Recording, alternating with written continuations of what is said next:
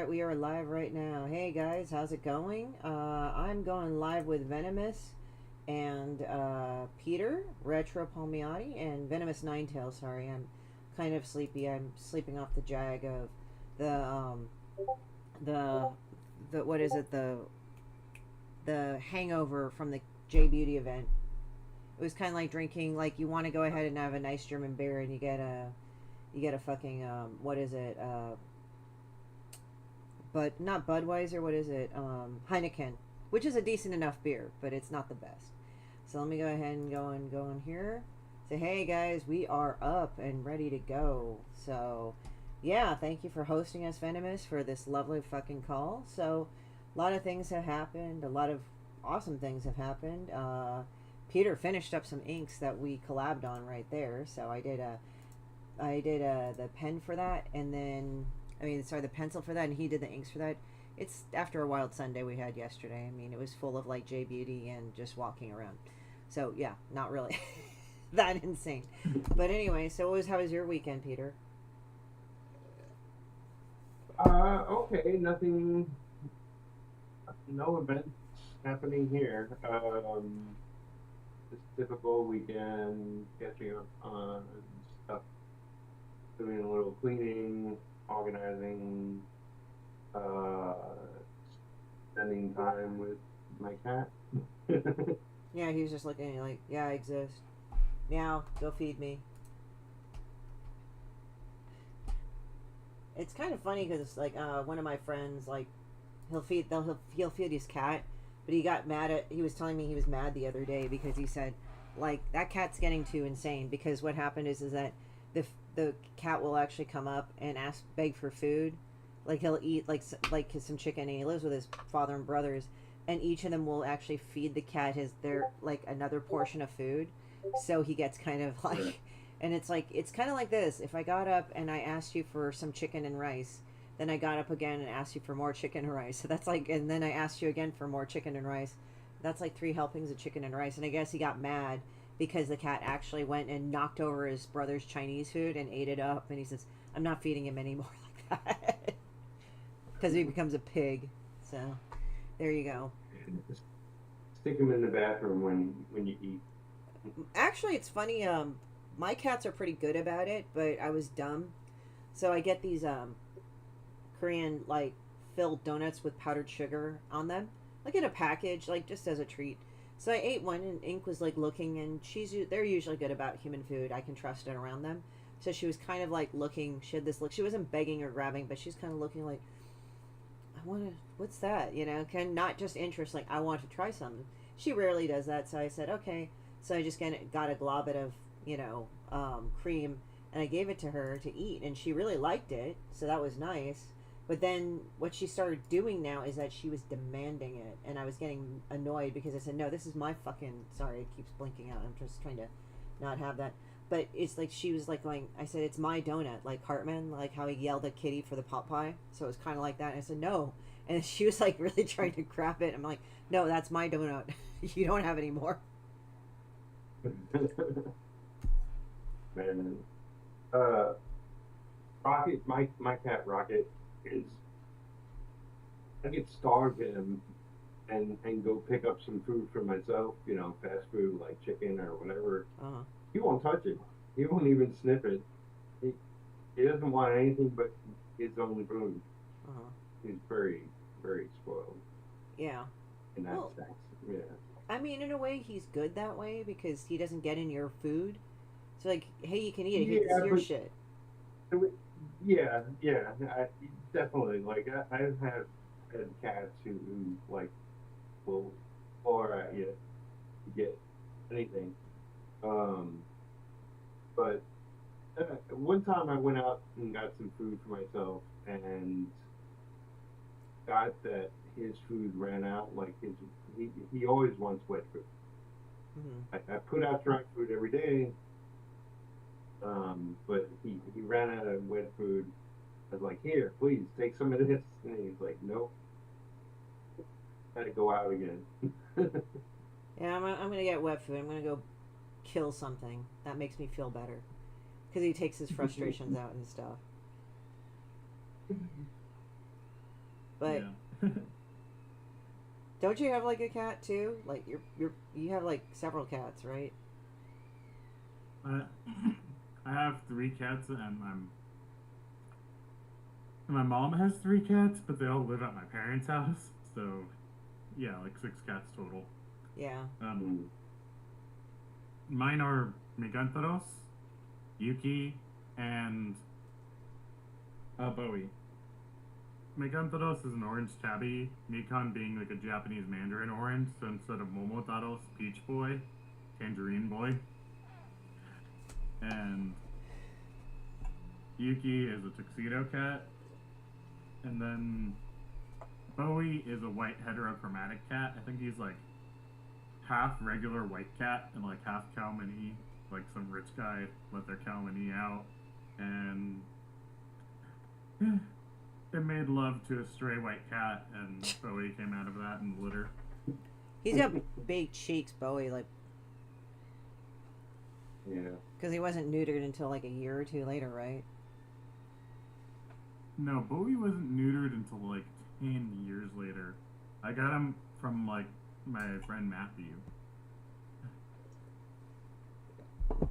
My friend Matthew Hucko, and what ended up happening is he was gonna move in with his then fiance, and the place there they were renting didn't allow cats, so I took Bowie in, and now Bowie is my cat. Yeah. So that's kind of how that happened. But yeah, no, Bowie wasn't neutered for like 10 years. So Bowie grew to full adult cat size, and he has big old jowls because of it. He actually looks kind of dopey. I've seen the cat too. He's like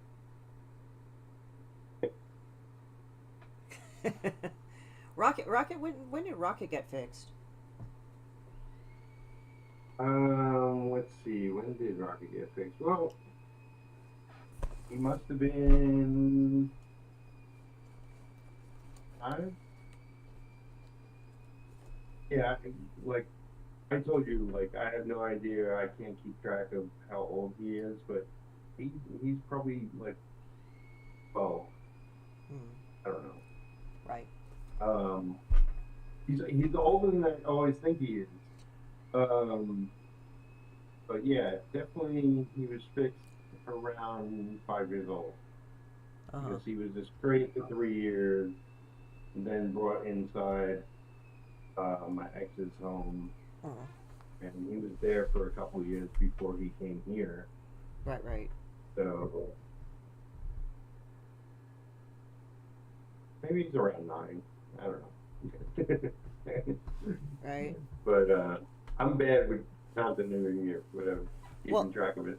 Well, I got I guess I got spam when he was 4 months old, and they had already taken the coins out of his purse. So he has no coins in his purse from very young, and I got him at 4 months. So yeah, he was at a shelter. I think he got dumped somewhere because they said, "Where did you find him?" At this strain and this strain. I still have the paperwork. Ink. She came from a gay couple, lesbian couple, and they just took in this stray named Kara. They named her after like Supergirl, you know, her human name, and Right. and like she pooped out like all these boys, like black and tabby boys, and she was the youngest and she was the only girl. So I got her. She's like down there. Can you show people your ass? Oh, I know. Come here. See? Oh. Yeah, I know. She can come up. There's many ways, so you guys might see her jump up and stuff. But yeah, so we talk about our cats and stuff, so that's always great. So yeah, I mean, I just like that. So yeah, I mean, so the Face of Halloween. Face of Halloween is basically it's a charity drive, pretty much, where they vote people in varying popularity, I guess, or people that just basically are trying to drive in votes. And for those votes, each of the paid votes are actually given to charity 100%. They do not go through me. I just have a URL. And at first I kind of started as a whim. Like, if you guys are kind of knowing about it or not knowing about it, it is like the contest, like it has been going on for about 5 years, I believe. I took a look into it before I did it, and I just kind of thought, I'll just give it a go, see what's going on. And now I got fucking invested in that shit, so there you go. I aim to win, but I mean, yeah, the more votes you get, the more I'm going towards position one, and I actually jumped a lot. So if you look at that, it's possible to jump a lot. So yeah, just go ahead and take a look. The deadline for this round is on the 16th, and all of it goes to the Starlight Foundation, which helps kids that are either grievously injured and or ill, and it helps normalize the hospital environment by them bringing like, you know, game consoles for them to play with, and just, you know, bringing in like characters from comics or cartoons and all that, and they come to them, they visit on top of their family and friends, and they try to make the stay just a lot better than usual. So it's like that's what we're looking at right there. So I'm proud to kind of be plugging for it. I've let a lot of people know, like I've heard a lot of really good recommendation from doctors and nurses I know, because when I show them, like, oh yeah, I'm running a charity for this, that, oh, we really love that foundation, the Starlight Foundation, that's a really good one. And apparently, even though they're based in Los Angeles, like the person I know is in Northern California, and she works on oncology, and she's like, they're so great, they're so great, they're so great. So it's like, dang guys, you better support this, and I'm your link to that right there. So Peter and Josh have been helping me immensely on that. So it's kind of weird. I feel like it's sort of a campaign thing going on or something. But they've been great. Yeah, everybody that's been helpful, that has donated, that has shared it or whatever, I also appreciate. I don't know the full scope because it doesn't tell me everybody who's doing it unless if they tell me. So thank you, whoever you are. Some of you have told me, which I've thanked you personally, and some of you, you know, if you're anonymous, I still thank you. If you want to tell me you helped, great, but I am thankful nonetheless. So yeah, and Peter and I was working on some pencils. We did a poison ivy together, and we collabed, and take a look at that. It looks great.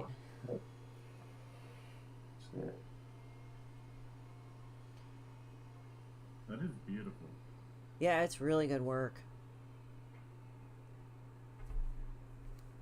Yeah, I felt like I went a little overboard, but you know, it works. You don't. It's like, well, you know, if you went extra, it's okay. If you went extra, I think overboard is great. It works. Yeah. It's kind of like what I thought the piece would be in a way. I like the fact that you like one of the eyes is rolling back. I didn't put that in there, but Peter said, "Will you let me do the thing?" I said, "All right, that's fine." You know what you're doing, and he liked it. So, and I liked it, so it's really good. Some people, by the way, that piece is in high demand, guys. So you better hit up Peter with a serious offer right there. Let me go. Yeah. So, yeah, since it's, you know, original inked, it's red. For those that don't know, it's red because I printed out your pencils, and I print pencils out in red. And yeah, if you want the original, it's $100 plus shipping and handling, which is usually around $10, depending on where you are, you know.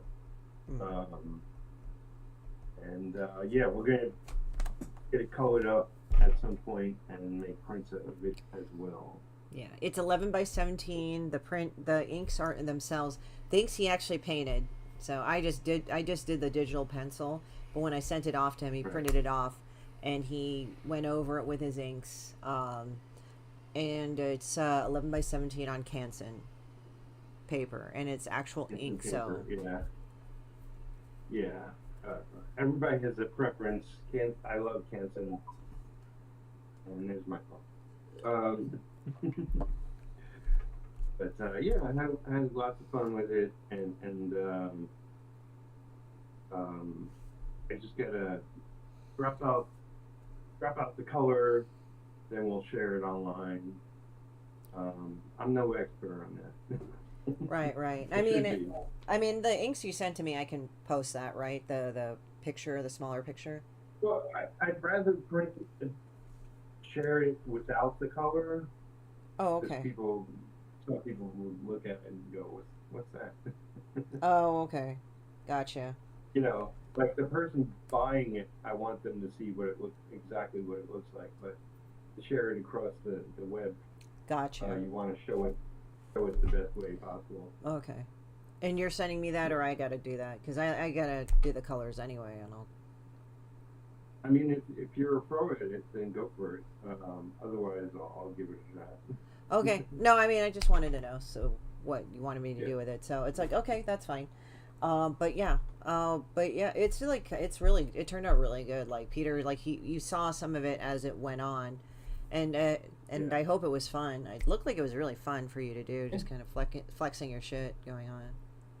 Yeah, I mean, it's like I did a Galactus piece with this artist, Joe Miller, just recently, and I was like, I should really, there's a bunch of people I would love to work with and do collaborations with, and you were one of them, and you Oh, that's jumped at nice. it, and so you were the first out of the gate. Um, Thank you. and so yeah, it was good. Lots of fun. Yeah, yeah. So what, Josh? What are you up to today? Up to this week? Later this week, like Thursday, I'm gonna drive down to San Diego. I'm actually attending TwitchCon. Oh, cool. Yeah, I almost didn't make it, but like I was able to pull the funds through. Like I booked that hotel room out a year in advance, just so I wouldn't have to walk a bloody mile from like my hotel to the con, because that tends to happen with it tends to happen with TwitchCon. I did not, and there's 3 Marriott hotels in the Gaslamp district. There's the Marriott Marquis, which is right next to the convention center. Then there's the other Marriott, and then there's the Hotel Republic, which is owned by Marriott. So,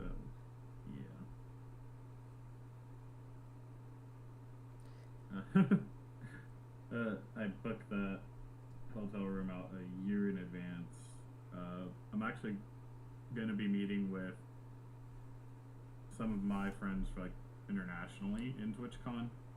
Like I'm friends with a lot of Canadians, so it's like the one time of year I actually get to hang out with them in person, unless they're in town for like a concert or for like Head in the Clouds music festival.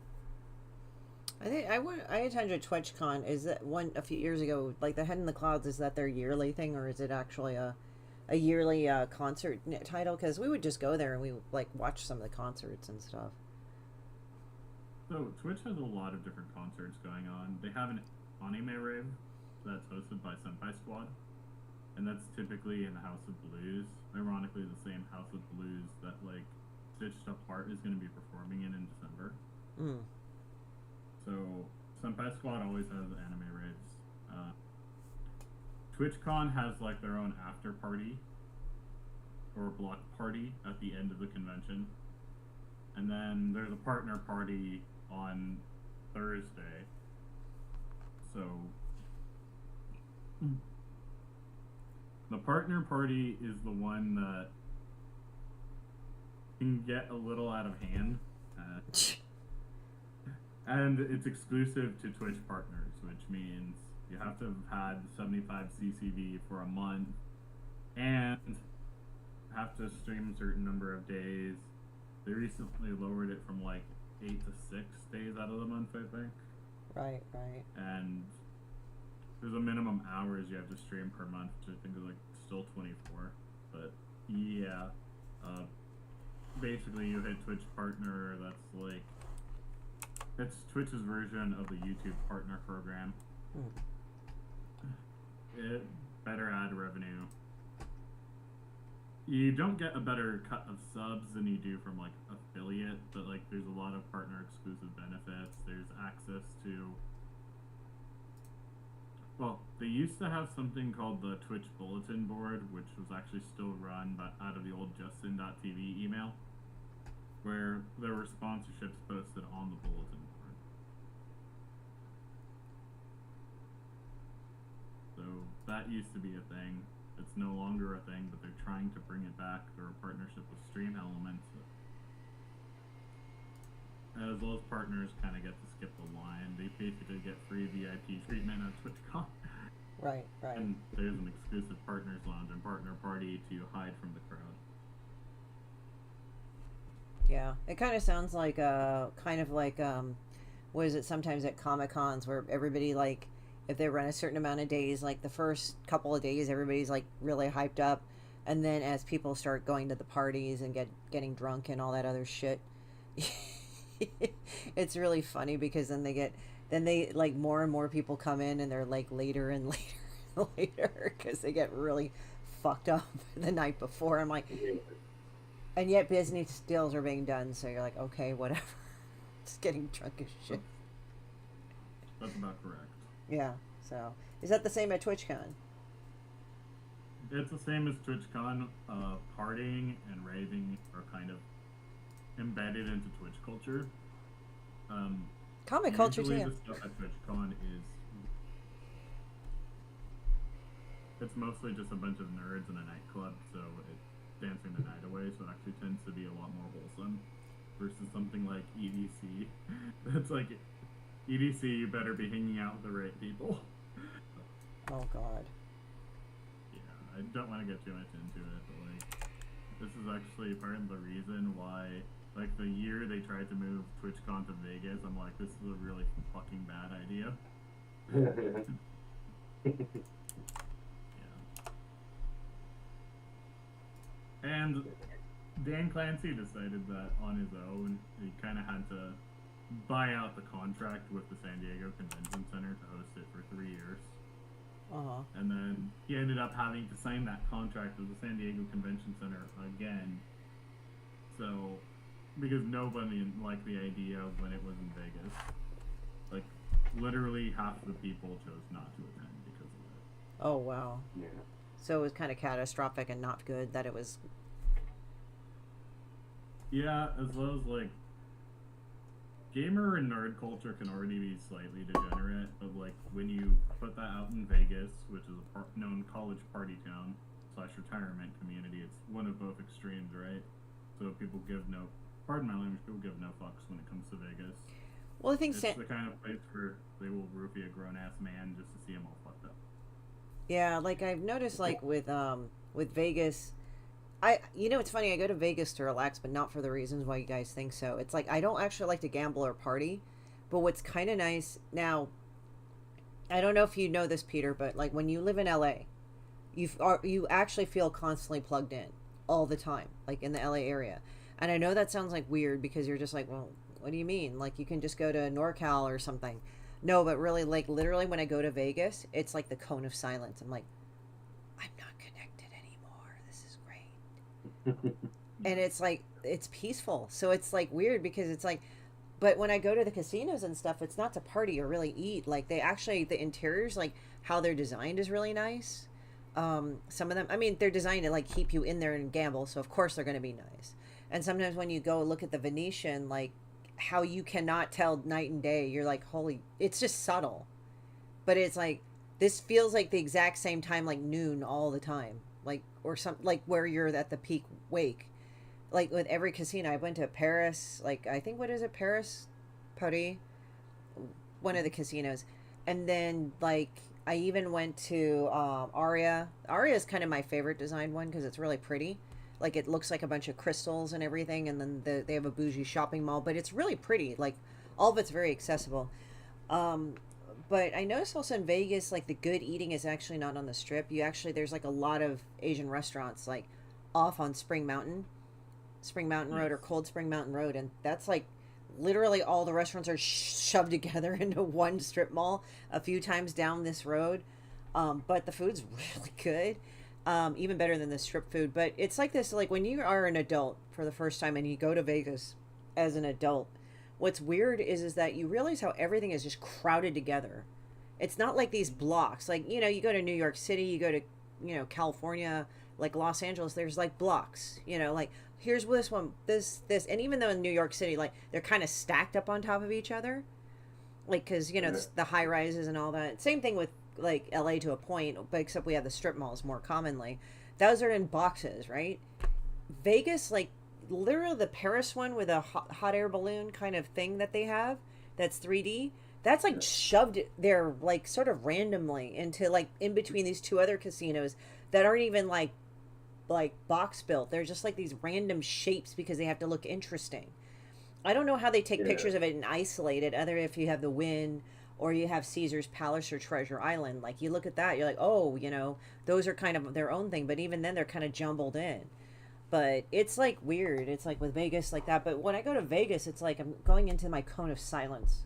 And I don't feel plugged into the LA thing anymore. And it's the weirdest thing. I'm like, oh, it's quiet. Like whenever I go to California, I am not plugged into LA anymore. It's like weird. I mean, people can still call me and stuff, but I'm not in the middle. I'm not connected to that. Like, so when I go to Vegas, I'm just like, oh, it's like quiet. I kind of like it.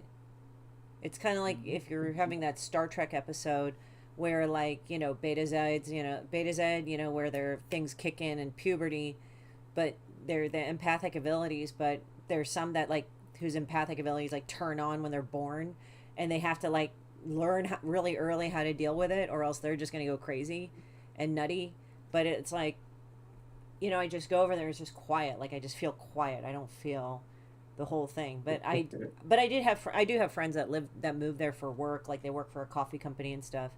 And there is actually, I mean, long story short, there is a very skeevy undertone, extremely skeevy undertone to Vegas. And I'm not saying there isn't in San Diego. Like when San Diego Comic-Con rolled around, they had a sting recently of like sex trafficking about minors. Comic-Con was not involved, but it was around that time though. It was like, whoa, and they busted these people.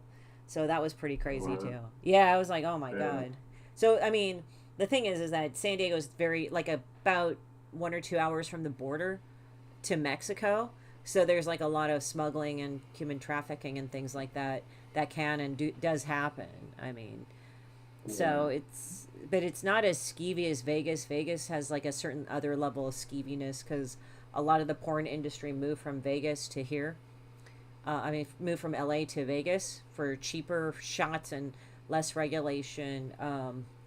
Also, it's weird. Like, I guess it's kind of similar to New York City because, like, I guess there's some abandoned subway tunnels because the subways are over there, like, are about 100, 200 years old.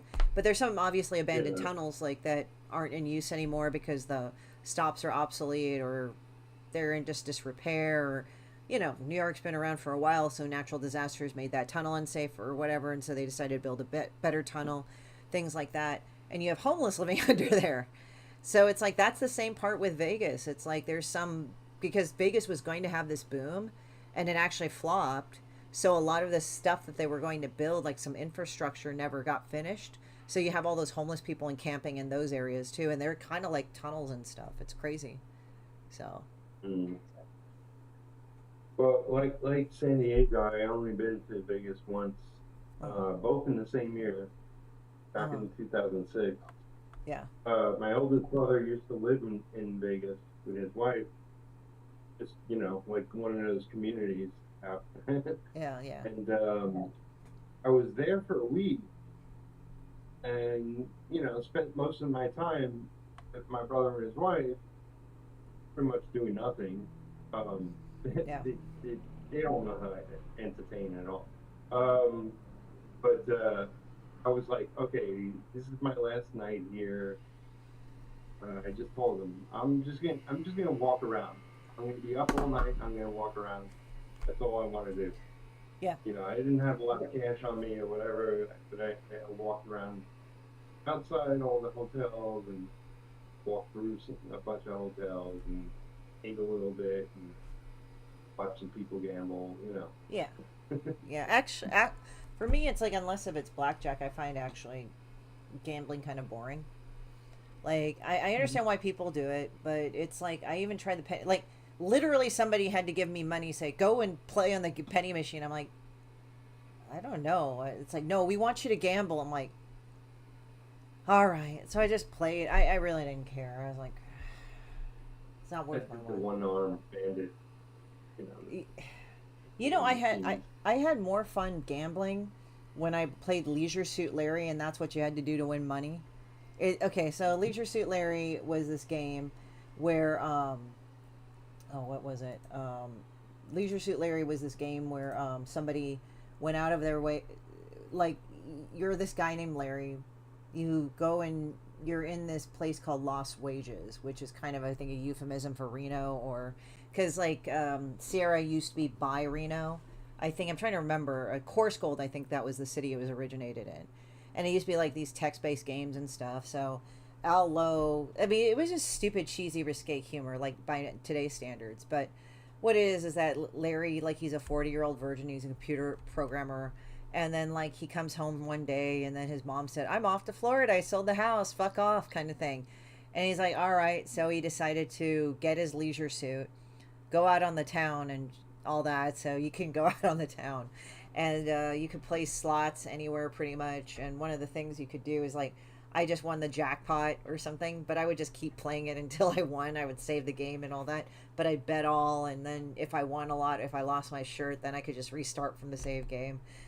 But eventually, like, you meet a hooker, but you have to get a rubber, like, from the fucking thing, or else your dick will blow off and everything. So yeah, it was like these stupid ass games. Like, we would just go and play them. It was just like, and we would just like type in the stupidest shit to get things done. And then finally you meet this girl named Fawn, and like what she does is that she kind of roofies you and ties you to bed and takes all your fucking money because you marry her in a quickie wed. And then finally, like, you meet, I guess what it is that it like literally you just go out and get laid. And it's like kind of, it's just really stupid. And then so one of the things we did was this, that, so you have to like, then you have to go up to this penthouse. I don't know why he thinks to go inside like a luxury apartment. I have no idea. Like it's just stupid shit. And so like this chick, and she's like really sexy, and her name is Faith, and like I guess you find Spanish fly in the bathroom, and for some reason you give it to her, so she gets really turned on. And then he's like, and you're thinking, oh, I'm gonna score, and then she runs off. She's like, I'm gonna have fun with my boyfriend. He says, we're gonna do it once for you. And it's like, well, Faith lives up to her name. And then you somehow take the penthouse all the way up. And then you meet this girl named Eve, and somehow you buy an apple somewhere, and you give it to her predictably, and she's in the jacuzzi, and you do things with each other. And then it was this whole series of stupid ass games of you doing more and more stupid things, and you actually get on the you actually like find a deserted island because like you want to move in with Eve like right after you guys have it, and she doesn't even remember you, and she like kicks you the fuck out. So you just win this cruise and on this stupid ass dating show. And then I mean, it's not in the first Leisure Suit Larry, but it was a dumbass game we played, and it was just stupid. I mean, how you survive getting caught out at sea is that you get like the 40-gallon. You remember back in the day, like 7-Eleven had these huge ass like drinks. They still do, but you know, like the really. So the joke is that you got a 40-gallon trash can, and that was like your super super big gulp, and you fill it up to the brim with soda. You carry this shit around for some reason, and then when you have to like jump ship, you already stole the fruit basket because you won this dating game, but instead of the girl you go on a date with, it's her mom. And if you get stuck with her mom, she'll like kill you because she's a dominatrix and your heart can't deal with it. So you like literally go on a ship. You literally jump ship, and you like, to survive this, you eat the fruit basket. You drink the fucking soda, and you end up on this fucking ship. This fucking deserted island. Of course, you're wearing your leisure suit, so you look all ragged, and then you just dust yourself off, and your leisure suit is new. And then you find like this topless, like, tropical girl on the beach, and then you have to like save them from this thing where he's turning them all into sex slaves that are all trying to kill you or something. When in reality, it's like when you kill him, they all snap out of it and they rip their tops off, and that's how they are on the island naturally. And then you marry her. And then you do things, and then like the third one, you get fat, and she divorces you because she's found a girlfriend. It's just like all sorts of stupid shit. I mean, it's like probably tamed by today's game standards, but it's like, it's just, that was the pointless fucking shit we used to play as teenagers. I remember the name. I know your version getting cut left and right. Yeah, pretty much. Yeah. Wait, what would you say, Peter?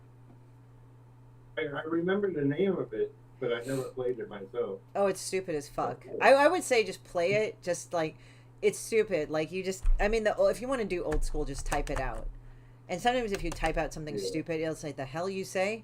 But you know, like, you just like you type in get bottle, get this, get that, and everything. So it's like on the times of DOS and everything. So It's just it was just a stupid ass game. And then it got to Leisure Suit Larry 5 and I lost interest. And then Larry had like a nephew who idolized him. I'm like, why would you idolize that moron? But whatever. And it was called Summa Cum Laude. I'm like, oh, this is more of the same shit. But it was even stupider. So it's like, I didn't even touch that. But there was like one where it was on a cruise. It was like love for sale and shit and everything. I'm like, okay.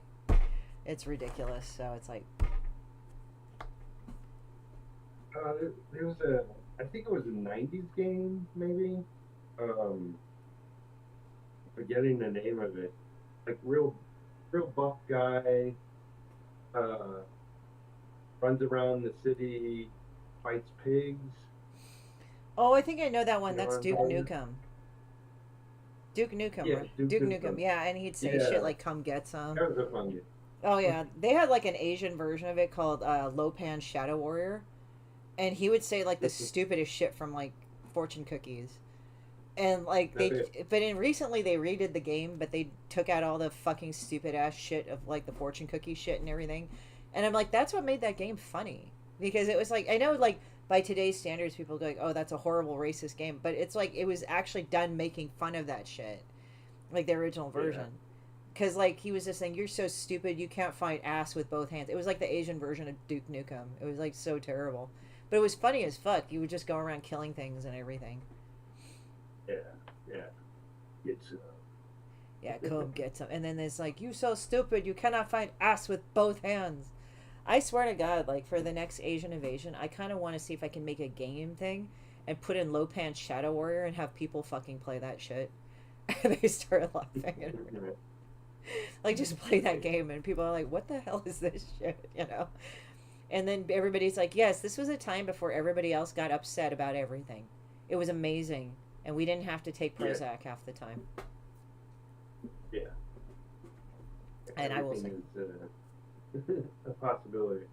yeah, I didn't need to take MAO inhibitors half my life. That's it.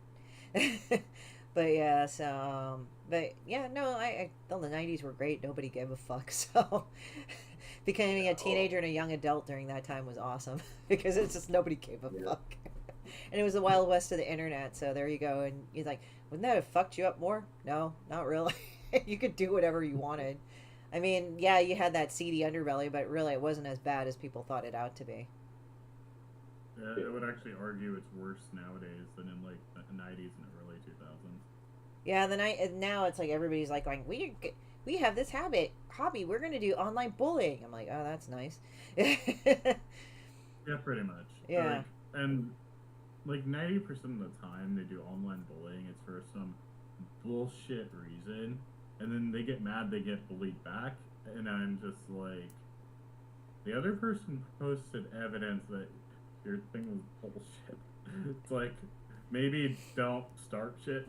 And I'm like, I'm speaking in general, not about a specific instance, but like, I've seen so many people try to like start shit to clout chase on the internet, and it's like, oh, let's gang up on this big streamer or this big YouTuber. Oh, holy fuck, they're the other person that started this shit was actually the one who was the bad guy. And I'm like, yeah, that's how it works, like 99% of the time. Like, when did online bullying become a hobby for some basement dwellers? Well, it's interesting because the people that do it, they're like the loudest and like, you shouldn't bully anybody. You should be so nice to everybody. So they'll go on like for example, like, how dare you fat shame people? But they're the first ones to go into like a heavy girl's like Instagram, right? Girl has not done a thing to them. Like, she's just doing her shit, right?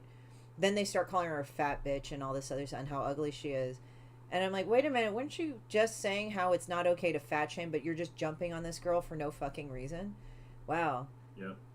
Like, it's just shit like that. And I'm like, wow, I guess you guys just say that because you want to appear to be good people, but you guys aren't. Right. Yeah, so. Yeah. I mean, I've been on the receiving end of that. Like, yeah.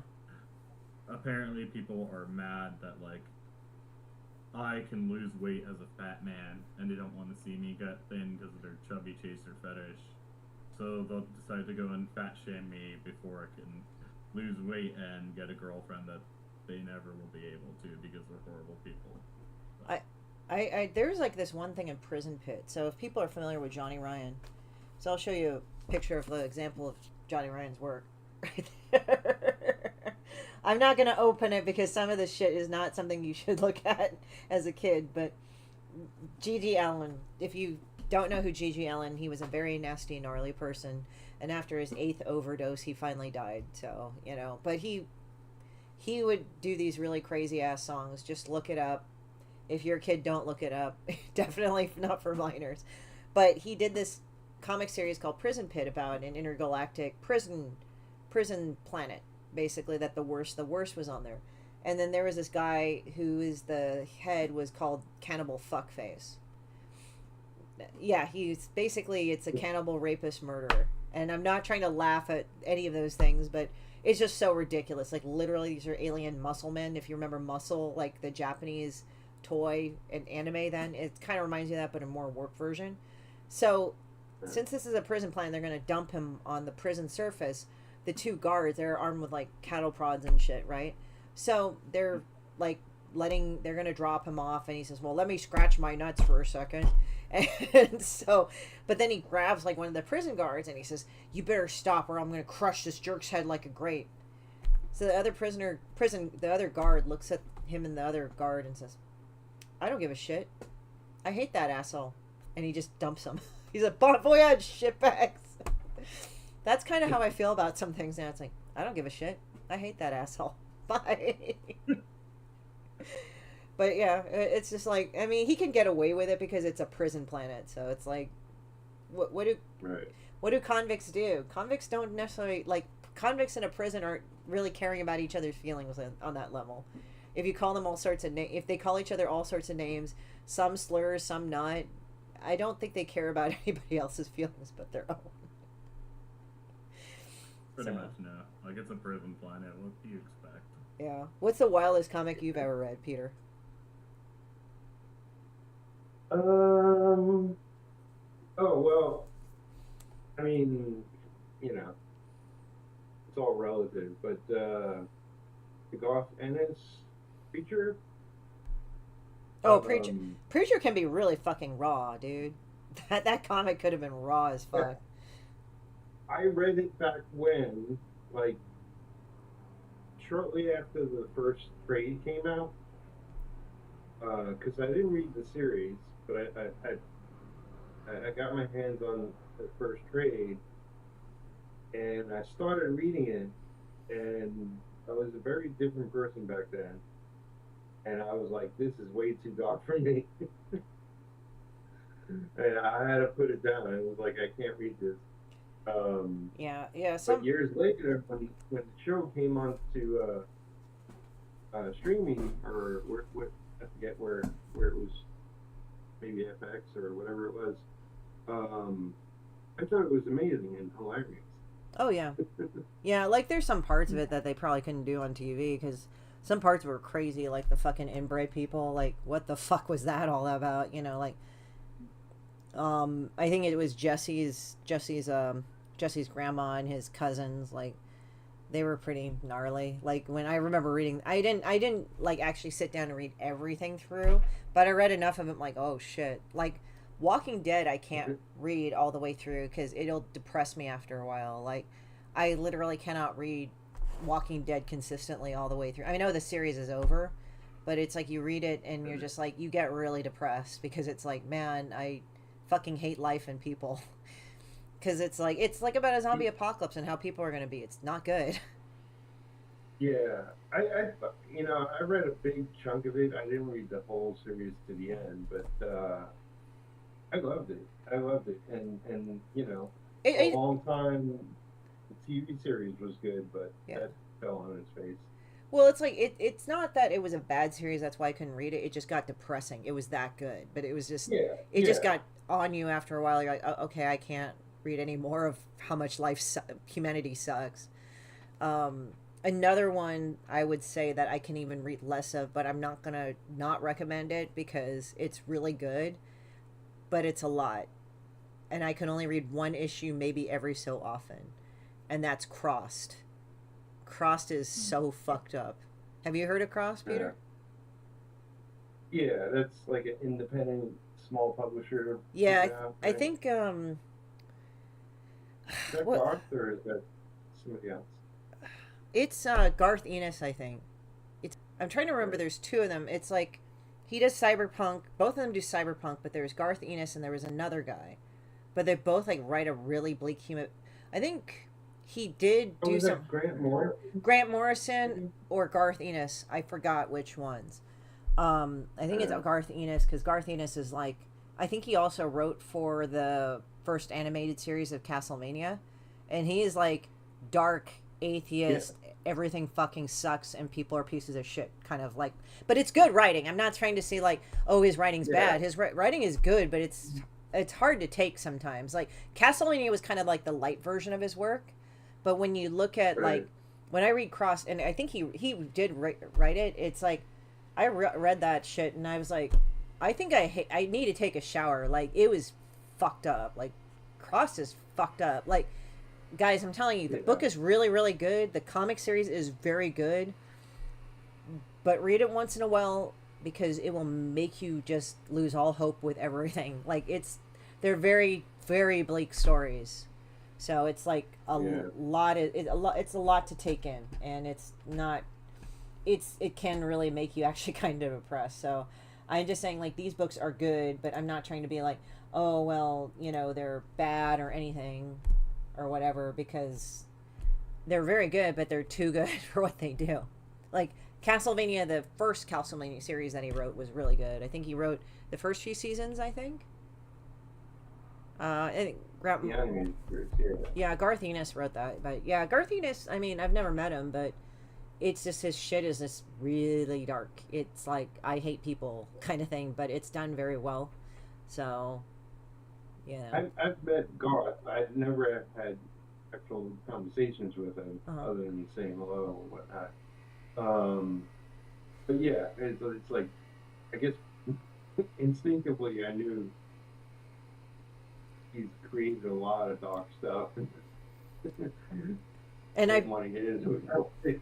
Well, I mean, also the thing is probably when you meet him, he's probably like a normal guy. Like, oh yeah, it's totally funny. Normal, basically. Well, I mean, I've run into this too. Like some people that are real fans of Demon Bitch, they like literally they come up to me and said, "I thought you would be meaner." I'm like, well, they know the truth, right? No. I mean, no, my friend Lawrence goes through that too. He does Real Deal Comics. So if you guys don't know what Real Deal, like it's published at Fantagraphics, and it's basically about people in the ghetto, but really fucked up people in the ghetto. Like they'll just shoot each other on a whim type stuff. So, yeah, but I told him that we were laughing, and he said, "Yeah, I've had that too." And like, if you've ever met my friend Lawrence, he's like a really nice guy. Like he's a totally cool dude, chill, normal person, but. And his friend Harold, who used to write it, but his friend passed away in '98.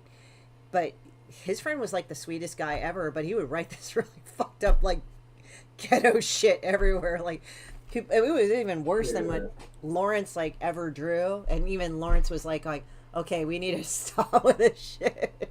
But it was funny. It was really dark humor. So, but Lawrence and I have collaborated on a few stories. Yeah. What right is right isn't necessarily like. That's just imagination can take you anywhere. Like, I mean, the perfect example is like Stephen King. Like he's written some dark books. Yeah. But he's just an average guy, really. He's just had some really crazy. Weird. He had some really crazy shit happen to him. Other than his mom passing away of cancer really young, and that's already shitty in itself. But he would talk about how his mom. Because she was kind of in the end stages of cancer and they couldn't really do anything about it when she was at that time, they like had her fucked up on morphine and painkillers all the time. So she'd be like, so if you see like insane characters, he probably patterns it after his mom's end of life phase because she's all drugged up half the time because she was in pain. And in Maine, where he grew up, he would tell some stories like what happened. Like when it was a small knit community. I think it was Bangor, Maine. So they're walking, and there's like 4 or 5 of the kids. Like they were like in 5th grade at the time. They're walking down, and I forgot the guy's name, but they knew him. So he drives down. And he says, "Hey guys, you know, how's it going? Need a ride?" And they all knew him, so they hitched a ride with him. So as he was driving, he turns around to them and says, "You know, I could fit probably 5 bodies in my trunk right now." And they're like, "Okay," but nothing happens. They get dropped off, but then they find out about a week later that dude had a nervous breakdown. So it's like shit like that happened where he was living all the time, like just this weird. So it's like if you see like how Stephen King writes his dialogue, sometimes you're like, yeah, the people where he grew up with in Maine were kind of out of it in a way. Like they were very odd people. So yeah. You know, his house is a museum now. Does he live there anymore or what? Because I know he lived there for the longest time. I don't know if it's like part-time. Maybe they have moved out because, like, you know, he doesn't have the big family living with him. Well, his kids grew up. His kids grew up and moved out. All his kids moved on. So it's just, I believe it's just him and his wife now. So they probably moved. I guess. Yeah. Well, it's kind of funny because, like, when you see his like house, it's like this weird ass Victorian sort of house, East Coast, like that with the spidery spires. It's a historical building. Yeah, and then like in the front of the gate is like this cartoonish ass spider on the gate, and it opens up. I'm like, you know, that's actually kind of cool. Like bat with bat wings on it. I don't know. I have never seen it close enough. I just saw the gate in front. It has a spider on it, like, but it's like a cartoony looking spider. It's not actually like this real life arachnid thing. It's like it just looks like this little round dot with the little spider legs and shit, which is actually kind of funny. So, but yeah. But it's kind of weird, like, how he goes up to another level. Like, I see why people really like... I mean, Stephen King, what kind of sucks is that a lot of his movies lately have not really done it justice, like, the type of books he writes. Like, The Shining is, like, crazy as fuck. Like, if you know the background of that, that is because he was battling alcoholism at the time. And The Shining was about that. It's pretty crazy. And I remember being 10... my friend Summer, she had it, and she liked reading scary, gross things. So I like looked at it, and I opened it up, and I read some of the shit. Like they found the dead woman in the bathtub, to like the wasps, and how they were stinging his hand all the time, and then they had to kill them and shit. And I'm like, and like how they did it is like literally they took the wasp nets and like use a board or something, and then they put it out in the snow because they're like watching the hotel in the middle of a snowstorm, and they're holed in. So all the wasps froze to death and everything. So, but I thought that was kind of funny, like those weird little, like crazy things that happen. And I think the place where they actually filmed The Shining is haunted. They have tours they go through. Yeah. Some YouTuber visited, like, did her streams from it or something. Yeah. What was I gonna say? Oh, The Shining was the first Stephen King book I read of his, but it was also like, you know, I read stuff for school, like my parents got me books, you know, like Hardy Boys and different things, and I read those, but The Shining was my choice to read for pleasure, you know. And I chose that because it was my brother's copy. He had a paperback copy of The Shining, and it had like a silver foil cover. Oh, I remember seeing that one. Yeah, I saw that one. Yeah, and I was like, "What's this?" And Stephen King. Oh, I think I've heard of this guy, and I started reading it, and it's like I never gave it back. Was this Jimmy or was this the other brothers? Yeah, it was Jimmy. Yeah. I was closest with Jimmy. I have 3 older brothers. Jimmy's the next one up. You know, we both love movies, TV, comics, art. You know, a lot of similar things, interests. And my other brothers were just too much older than me to really connect. Yeah, my mom was kind of like that with a lot of her sisters. Like she's the 5th, so. She's the 5th, so the 6th one she knows, but the 7th one she's closest to, and then the eldest one she's closest to. I think she's the 1st or 2nd eldest. So they kind of are thick as thieves while everybody else, like, she's friends with them and stuff, but it's just, those are the ones she's the closest to. And I'm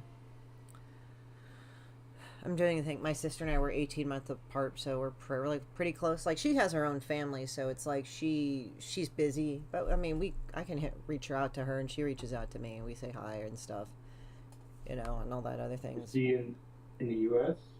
My sister. My sister is actually, she was born and raised here, so yeah, she's up in Northern California herself, so she's got a family and things like that. So there you go. But yeah, I think it's kind of funny because, like, her husband, like, he's a big comic book guy, says it's kind of cool that you're in this world. Like, it's kind of weird because it's like I remember being out of it, and now I'm like in it, and I'm like, this is kind of interesting. It's its own set of things. So, but yeah, it's kind of weird. It's like when you're in media and when you're doing like creative shit, it's sort of weird, like, to see other people that are kind of normies, like, do their thing, and you're like, I was a normie once, but I kind of want to be in here now. Like, the normie world is so much of a different world than the other world. Like, you have to kind of think differently in this world compared to the other world.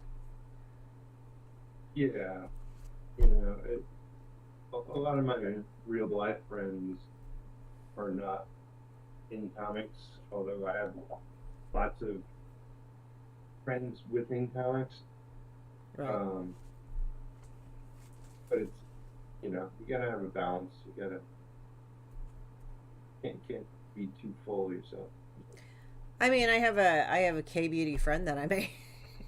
So it's like, but then I have people that I've made friends with in comics, but they're not in comics, which is interesting. So it's like, but they're doing peripheral shit like streaming to other arts or other genres. Like, I also loop into the art world, like the arts world, because they kind of go back and forth, especially like with the Gallery Girls. Like, that was sort of a transition into, because I was like doing the artwork there and all this other shit, but I did some game design too, so there you go on that. So it kind of is jumping all over the place. I know you did gallery. Is Gallery Girl a certain thing?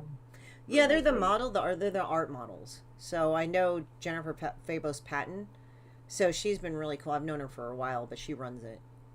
But it's called Gallery Girls LA because she tried to get Gallery Girls, but unfortunately, I think like a porn site got it. So she just wrote down Gallery Girls LA because they do not do those things. So, they do art modeling and stuff. So you just tip them and stuff. We used to do these cool drink and draws. Like, we were in the Gypsy. They used to be in Little Tokyo, the Gypsy Rose Tavern. It was so cool because they had kind of a burlesque stage. So they would pose and do their thing and play music while we just draw, and we'd order drinks. Yeah, they have something like that in New York, I think, or used to, or whatever, but I never did. I went for straight just life drawing classes in some New York basement somewhere. Yeah, I mean, they got those too. I mean, they did those too. So they did drink and draws, but then they did like also studies, like classes and things like that. And I haven't been to those in a while since COVID. Do you know Paul Pope? HAUK? Paul Pope, he did Batman 100. He did his own book, THB or something. He's very loose style. Anyway, his girlfriend does burlesque, so he had her do a burlesque art show. Oh, okay. Well, they go well together. I mean, they're both like... Yeah. You can go on the thing of being the rogue artist, like in the post-impressionist, like where you had Lautrec in the Moulin Rouge and everything. We actually drove by it when I was in Paris. It's kind of an interesting building because it's supposed to be at least a few hundred years old, I think. And then you're driving by and it got modernized. I'm pretty sure it's like the facade is modernized, but it's like, okay. We didn't get to go in. I would have loved to go in. Like, we were with a tour group and I just kind of wanted to just go to the Moulin Rouge and try these. Like, it's not for tourists. It's just like, if my mom raised me on a lot of art and science. Like, when we were kids, she would take us to where we lived in the Bay Area, there were like wetland reserves, so she'd take us there for field trips, and we'd go and like go through like the summer courses and learn all about the wetlands and the otters and everything. We learned about the ecosystems. We learned about, you know, she would take me to the Natural Museum. I think it's called the Natural Museum of Art in San Francisco. We'd go there, saw the dinosaur bones. There's like an iconic, I don't know if they still have it, but the iconic T-Rex bones skeleton that's up there. They had that for the longest time. The Lawrence Hall of Science, when they had the animatronic dinosaurs, and that was like the shit back then. I'm sure they're more advanced now. I want to kind of check it out. The Lawrence Livermore, it's not the Lawrence Livermore Hall of Science. I think that's what it was called. And when we were kids, we just go there and we was like, dude, we want to see the electronic dinosaurs, and they'd be like moving. I'm just wondering now what they'd be like. Would they be actually walking around? Because now, like at a lot of places, they'll actually have like Jurassic World, I think, over at Universal Studios, they actually do have people or models of dinosaurs walking around, and you're like, what the fuck, like in the movie. I haven't seen them personally, but I've seen recent YouTube videos of it. Another one that I find that is really cool is there was that, but we also went to the De Young Museum. There was a lot of Renoir, the Renoir Sculpture Garden. We saw that over in Stanford. Stanford University just had all sorts of shit over there. So it's kind of like, you know, so I learned a lot about post-impressionists, impressionists, and all that. Like, it was easy to memorize in the Renaissance, post-Renaissance. But it was interesting because it's like, I just wanted to go there to see what it was like and just check it out. Like, that, just to be there, you know. I didn't give a fuck, oh, well, you know, it's a tourist thing. No, I just wanted to be there because if I'm raised on a lot of art history, I want to see what this looks like. Like, Lautrec, what did he do? What was all this whole thing? I think Degas was, that wasn't in the Moulin Rouge, though, I don't think. But Degas did a lot of that stuff, too. Like, just all these things. And I actually went over there, and I was advised to go to Finac, which is both in France and Spain. And it's kind of like a Brookstone, but Barnes & Noble, but for Europeans. And, like, they actually had, like, a book in Spanish, because it was in Spain that I managed to go to a Finac, and it's a culo or something, which means ass in Spanish. So it showed this girl's butt, and it was like, all right. So I took a picture, and I sent it to my friends. Said, here you go, dude. You wanted that. And it wasn't, I don't think it was a pornographic book. I didn't even read inside. It wasn't even a photo book. I think it was just about culo, but it was all in Spanish. And I can read Spanish pretty well, but I think reading a whole novel would have been kind of, like, a little hard for me at that point. But I did want to go to Album, but then I've been told, like, Album kind of sucks now, or it's more mainstream now, and that's a French comic book store.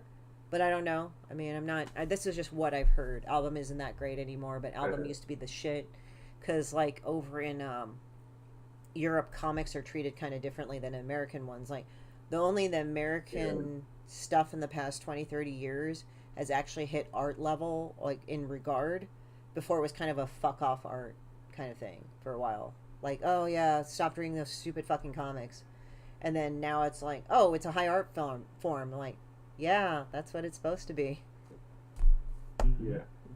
So. Well, I mean, it's what it evolved into. Yeah. You know, you know, cartoons back then weren't paid anything, and you know, we talk about monthly books, and quality was much lower. Right. But, yeah, you know, it's like, I'm from New York, for anybody that doesn't know, and went to a lot of museums when I was young, and I don't retain information now. Yeah. So, it's like, I mostly remember Egyptian, they had some Egyptian shows there. Was it like King Tut? Because I know King Tut was big over at the Met, wasn't it? Probably, yeah. I mean, just a vague memory of it, you know, like coffins and whatnot. Yeah. But yeah, it was like a lot of museums had art and paintings, and I couldn't tell you what was what. You know, it's like my knowledge of art history is limited. You know, it's like I'll recognize names and know painters and whatnot, but yeah, couldn't tell you much about them. But I visited the Met once when I was in New York City. I visited the Met once. It's kind of chaotic for a museum for me. I don't know why, Yeah. because I've been in like French museums, I've been in German and Spanish museums. I've been in obviously California museums. Just like I don't know what it is. It's like maybe it's the sheer amount of people, but even then there was a lot of people at the Louvre. But it was just how it was laid out was just sort of like all over the place for me. Like they would have a floor like let's say 50s photography, and here's the photographers. It went that, but it was just like how to go around and look, and it's just like I think it was just because I was still disoriented about walking around in New York City because it's a lot to take in. Probably. Yeah, it's a lot to take in. Yeah. I remember the last time I went to the Guggenheim, which is essentially you're walking around in circle after circle after I circle. think I've been in the Either going Guggenheim. up or coming down. Or Right. It didn't have anything good though. Like the last time we went, so it was kind of disappointing. It was like just crap. I don't know what the hell it was. It sort of comes into a blur, doesn't it? It's sort of like one of those things like you're kind of like, I don't know. It's like, it's weird because I went to the Orsay. I kind of remember it, but it's more of the architecture of the building. Like the glass dome. That's what I remember about it. And what it had, like they had some Van Goghs and the pointillism and the post-impressionists there. But other than that, I was just, yeah. Well, I mean, it's like anything. Like, my memory isn't the greatest, so I'm not gonna retain anything on my own. Mm-hmm. But if I'm there with somebody with a book knowledge of something, and they're constantly feeding me information, then I might have a better chance of retaining. Right. But so anything else we want to cover? We've been going a while. We've been going well. Anything else, Josh? What do you think? I think we've just covered like the face of Halloween. The quarter finals is going to be ending on the 16th, which is Thursday, right? So make sure you get your votes in. I mean, I got catapulted several places, so hey, it's still happening. And you give it to a really good charity. A lot of nurses and doctors really love the Starlight charity, the Starlight Foundation. Yeah. Please give. Not for me, just go through my link and just give as much as you can. I just kind of want to go and be the one to put the most votes to charity, because every vote you buy is a pledge for charity. So that's pretty much how it works, how you give. So I guess vote for me, and that's it. I'll be doing a lunch hour this Wednesday at noon Pacific Standard Time till 1. Josh, you got anything to announce? And Peter? I'm probably going to be like reposting this to the YouTube with a premiere and tagging both of you in it and putting a link directly to the Face of Halloween. I'll probably do that I'll start doing that as soon as we end, and then other than that, I don't really have any updates. I was one of those kids that played on one of those game consoles that they brought in. And I don't remember which charity does it, because a few of them do it. One of them is Starlight. There's another charity that does the same thing. Starlight also gives kids custom gowns and stuff for when they're for hospital stay. They bring in different characters and stuff. But I actually got to play on one of the old video game consoles that someone had brought in when I had my heart transplant. I was 10 turning 11 with heart transplant. Ironically, February 14th, Valentine's Day. So, just from personal experience, I know how much it can make a difference in one kid's life. Having been one of those kids that was on the receiving end of it, it's actually a very good charity, and one of the few charities that I will give money to. Wow. Yeah, that is a lot for a young kid. How long were you in the hospital? About 2.5 weeks, roughly, when I had the transplant, and then I had to be quarantined for another 6 months after getting discharged from the hospital, because I still take immune suppressants to this day, but like when you just have a heart transplant, they basically ravage your immune system in order to not reject the donor heart. So I'm now 29 years old, so obviously it's been ticking for a while. I'm in like the top 25% of people for how long their heart transplant grafts have lasted. So there is that, but yeah, it definitely, like, if you spend like the first 3 or 4 days post-transplant in ICU, and like right when you get out, the first things that you see is a video game console, it kind of gets your mind off of, hey, I just had my chest cut the fuck up. Yeah.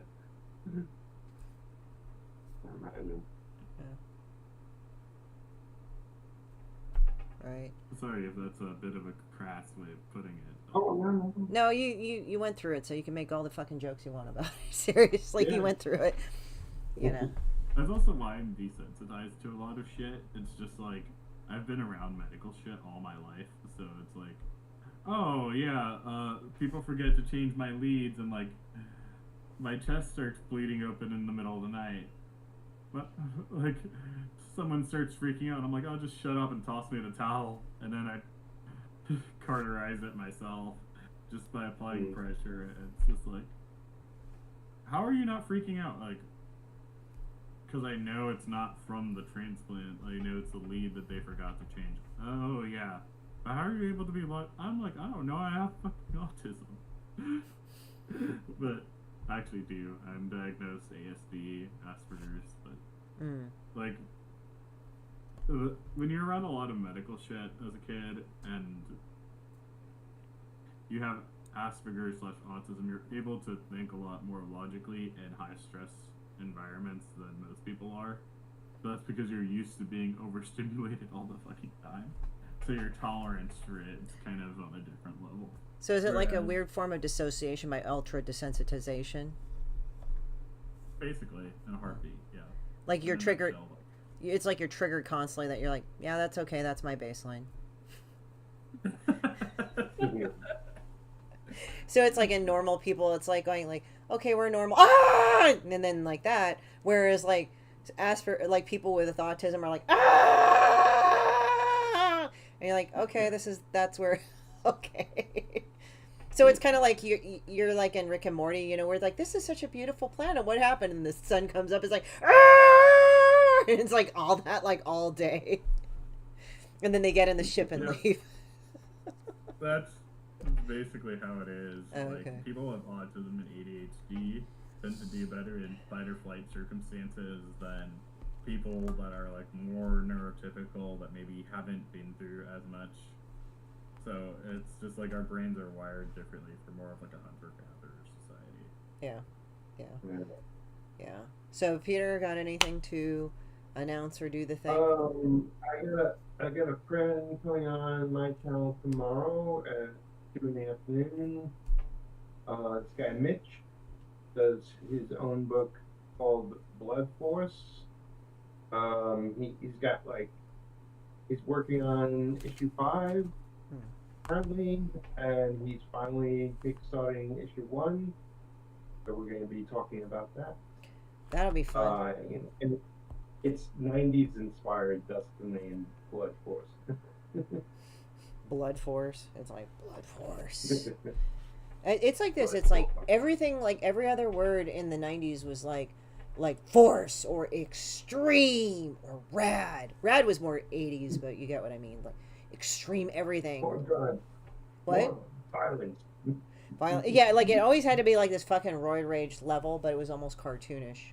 That's the thing. It's like that. Yeah. Like, who's that guy in Wildcats that was that big green and purple motherfucker? I forgot what his name was, but he looked like he would be just the epitome of the what?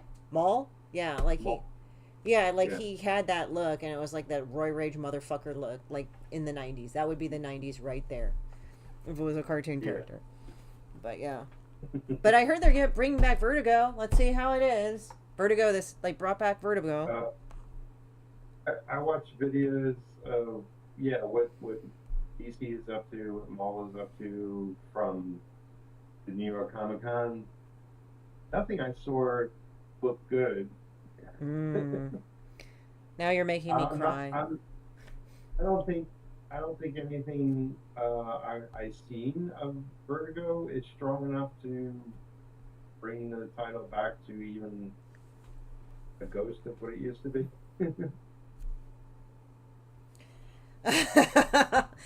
I don't know if they're not, hopefully they're not bringing back all the old titles of Vertigo, like Sandman and all them.